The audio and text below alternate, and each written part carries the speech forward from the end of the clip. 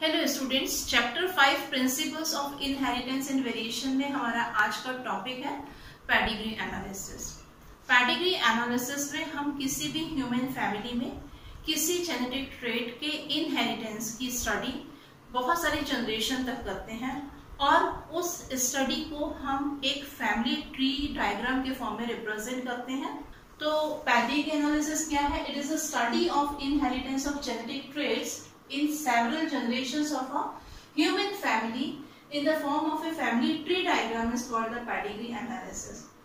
Pedigree analysis में किसी भी फैमिली की जेनेटिक हिस्ट्री की स्टडी की जाती है जिसको हम चार्ट के फॉर्म में रिप्रेजेंट करते हैं।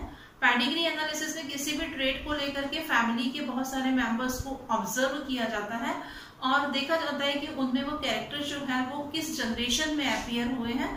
पेडिग्री एनालिसिस में बेटर रिजल्ट के लिए उस फैमिली के बहुत सारे मेंबर्स की स्टडी की जाती है। अब हम देखते हैं कि पेडिग्री एनालिसिस के क्या क्या एडवांटेजेस हैं।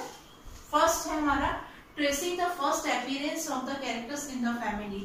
फैमिली में वो कैरेक्टर जो है फर्स्ट टाइम कब अपीयर हुआ था इसकी स्टडी करना बहुत आसान होता है पेडिग्री एनालिसिस से। सेकेंड एडवांटेज है nature of character.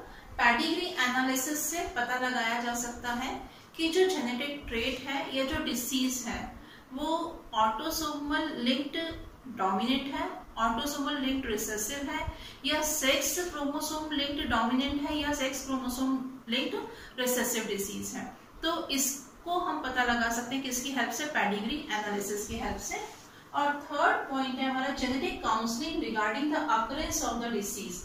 Pedigree analysis से बताया जा सकता है कि किसी भी फैमिली की जो आने वाली जनरेशन है उसमें वो डिसीज होगी या नहीं होगी या वो ट्रेट शो करेगा या नहीं। जैसे कि अभी हमने बात की कि पेडिग्री एनालिसिस में किसी भी ह्यूमन फैमिली में जेनेटिक ट्रेट के इनहेरिटेंस की स्टडी जो है उसको हम फैमिली ट्री डायग्राम के फॉर्म में रिप्रेजेंट करते हैं। तो ये जो चार्ट और जो फैमिली ट्री डायग्राम बनाया जाता है उसके लिए कुछ सिंबल्स का यूज किया जाता है। तो यहाँ पर हम देखेंगे कि ये जो सर्कल होता है ये रिप्रेजेंट करता है फीमेल को, ये जो स्क्वायर है ये रिप्रेजेंट करता है मेल को,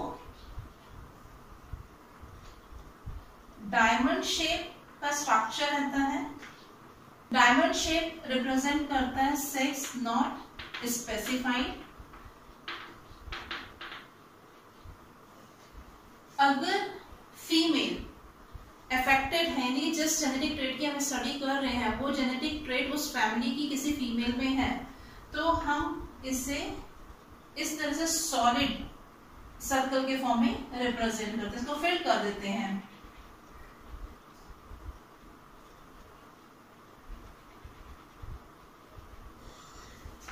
ये है affected female.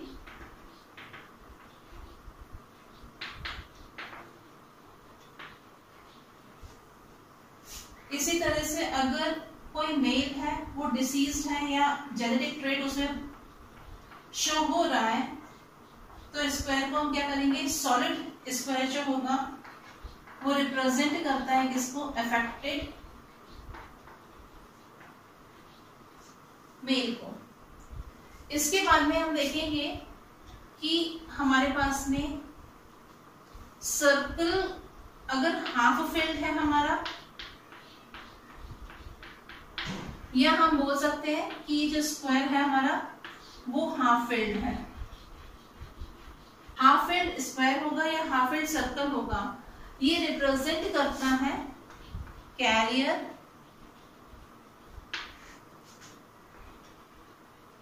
Male and female को। कैरियर मेल एंड फीमेल क्या होते हैं कि जब मेल या फीमेल में उस ट्रेट का जीन है पर वो ट्रेट उनमें रिप्रेजेंट नहीं हो रहा है, उनमें वो ट्रेट शो नहीं हो रहा है, पर उससे आने वाली जनरेशन जो है उसमें वो जीन जो होगा वो ट्रांसफर होगा और नई जनरेशन में वो कैरेक्टरिस्टिक्स जो होगा वो दिखाई देगा। यहाँ पर हम मेल के लिए जो स्क्वायर है उसको हाफ डार्क करते हैं और फीमेल में सर्कल को हाफ डार्क करते हैं। यहाँ पर एक चीज और हमको ध्यान रखनी है कि ये जो कैरियर है ये इनके लिए है ऑटोसोमल लिंक्ड जीन के कैरियर होते हैं, सेक्स लिंक्ड जीन के कैरियर नहीं होते हैं। इसके बाद में हम यहाँ पर देखेंगे जो फीमेल्स रहती हैं वो सेक्स लिंक्ड रिसेसिव जीन की कैरियर होती हैं, उन्हें इस तरह से रिप्रेजेंट किया जाता है।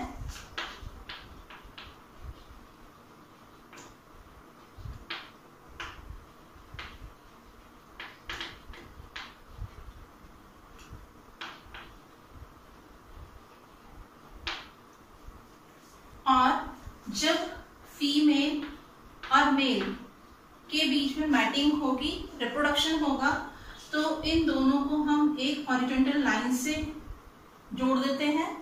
तो ये शो करता है मैटिंग को, या हम बोल सकते हैं रिप्रोडक्शन को। इसके बाद में हम देखेंगे कि फीमेल और ये मेल अगर क्लोजली रिलेटेड है और उनके बीच में मैटिंग होती है, तब हम इसको टू हॉरिजॉन्टल लाइन से मिला देते हैं दोनों को। तो ये क्या है, मैटिंग बिटवीन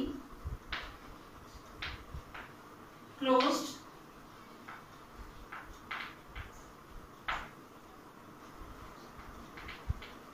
रिलेटिव्स। इसके बाद में जब हम एक कपल है, इससे बनने वाली जो जनरेशन है, तो नेक्स्ट जनरेशन को हम कैसे रिप्रेजेंट करते हैं? नेक्स्ट जनरेशन को हम कुछ इस तरह से रिप्रेजेंट करते हैं।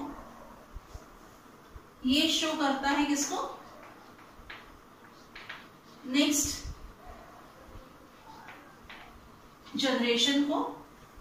इसमें जो फीमेल है और मेल है उन दोनों को कनेक्ट कर दिया जाता है एक हॉरिजॉन्टल लाइन से, और उनसे बनने वाले जो ऑफ स्प्रिंग्स है, जो नेक्स्ट जनरेशन बनेगी, उसके लिए हम क्या करते हैं, एक वर्टिकल लाइन ड्रॉ करते हैं।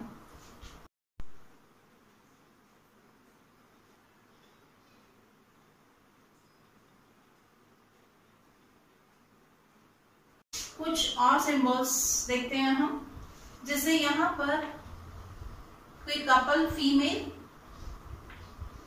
एंड मेल, इनको मैटिंग किया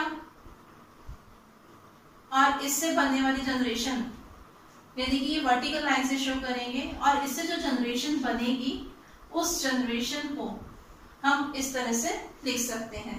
वर्टिकल लाइन से हॉरिजॉन्टल लाइन को कनेक्ट कर दिया जाता है, और यहाँ पर जो भी जनरेशन बनती है हम उसे एक ही सीक्वेंस में लिखते हैं। जैसे यहाँ पर अगर ये फीमेल मेल और इनसे जो नेक्स्ट जनरेशन बनी है उसमें तीनों डॉटर्स हैं, तो हम इस तरह से 3 सर्कल्स ड्रॉ करेंगे। अगर इनसे बनने वाली जो जनरेशन है उसमें हम देखेंगे कि यहाँ पर अगर 1 डॉटर है, 1 सन है, फिर ये डॉटर है, तो क्या किया जाता है, इसको हम किस में लिखते हैं, हमेशा एक ही सीक्वेंस में इसको लिखा जाता है। तो ये जो है ये क्या शो कर रहा है, नेक्स्ट जनरेशन को शो करता है, और ये जो है किसको शो करते हैं, ये शो करते हैं प्रोजेनी को।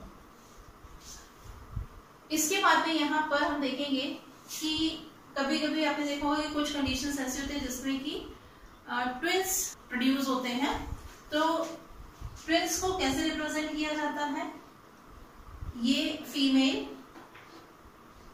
ये मेल, इन दोनों में मैटिंग शो करने के लिए हमने क्या किया, इसको हॉरिजॉन्टल लाइन से कनेक्ट किया, और जो ट्विंस हैं उन ट्विंस को हम इस तरह से शो करते हैं। अब यहाँ पर देखिए कंडीशंस 3 डिफरेंट टाइप की हो सकती हैं। ये ट्विंस है, दोनों डॉटर्स हैं। यहाँ पर सेकेंड कंडीशन जो है वो ये हो सकती है,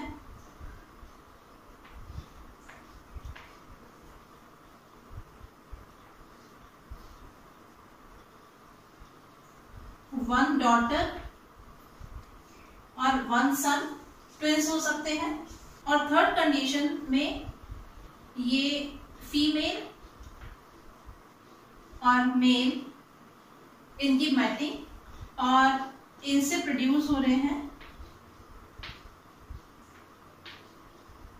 जो ट्विंस। तो यहाँ पर देखिए क्या होता है कि जो ट्विंस है या तो वो दोनों डॉटर हो सकती हैं, या जो ट्विंस है उसमें एक डॉटर और एक सन हो सकता है, और या यहाँ पर जो ट्विंस है उनमें दोनों ही क्या होंगे, सन होंगे। तो यहाँ पर ये जो तीनों कंडीशन हमने शो किए हैं, ये तीनों की तीनों कंडीशंस, ये और ये क्या शो करती है कि यहाँ पर ये जो ट्विंस हैं वो ट्विंस कैसे हैं, ट्विंस हैं non zygotic. Non zygotic twins है ये। नॉन जाइगोटिक ट्विंस का मतलब होता है कि जब 2 जाइगोट फीमेल की बॉडी में फॉर्म होते हैं और हर जाइगोट एक नए इंडिविजुअल को बनाता है, तब हम उसे क्या बोलते हैं, नॉन जाइगोटिक। तो यहाँ पर ये तीनों कंडीशन, ये वाली कंडीशन भी, ये कंडीशन भी और ये कंडीशन भी, इसमें क्या हो रहा है, इसमें मैटिंग हो रही है मेल फीमेल की।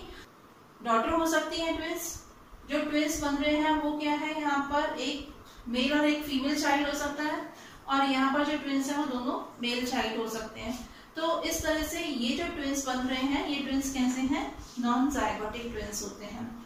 इसके बाद में हम देखते हैं कि जो मोनोजाइगोटिक ट्विंस होते हैं उनको किस तरह से रिप्रेजेंट किया जाता है। ये फीमेल और मेल की मैटिंग्स हॉरिजॉन्टल लाइन से शो करेंगे।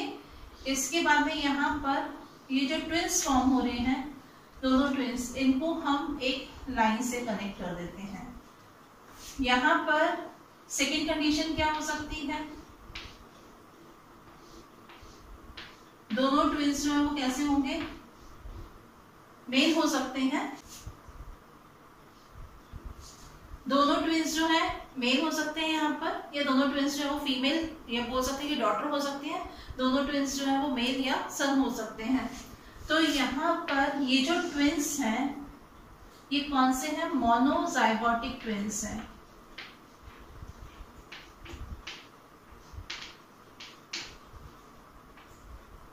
मोनोजाइगोटिक ट्विंस क्या होते हैं, जब सिंगल जाइगोट डिवाइड होता है और 2 सेल फॉर्म करता है, तो दोनों ही सेल से एक नया इंडिविजुअल बनता है, उसको हम बोलते हैं मोनोजाइगोटिक ट्विंस। इसके बाद में हम देखेंगे कि यहाँ पर जो ये मेल का साइन, इसे हमने इस तरह से ब्रैकेट में क्लोज किया, तो ये होता है अडॉप्टेड चाइल्ड को शो किया जाता है। और इसके अलावा यहाँ पर ये है या फीमेल है, इसको हम इस तरह से ऑब्लिक लाइन से कट कर देते हैं। तो यहाँ पर ये पर्सन जो रहते हैं वो कैसे होते हैं, डिसीज्ड पर्सन होते हैं।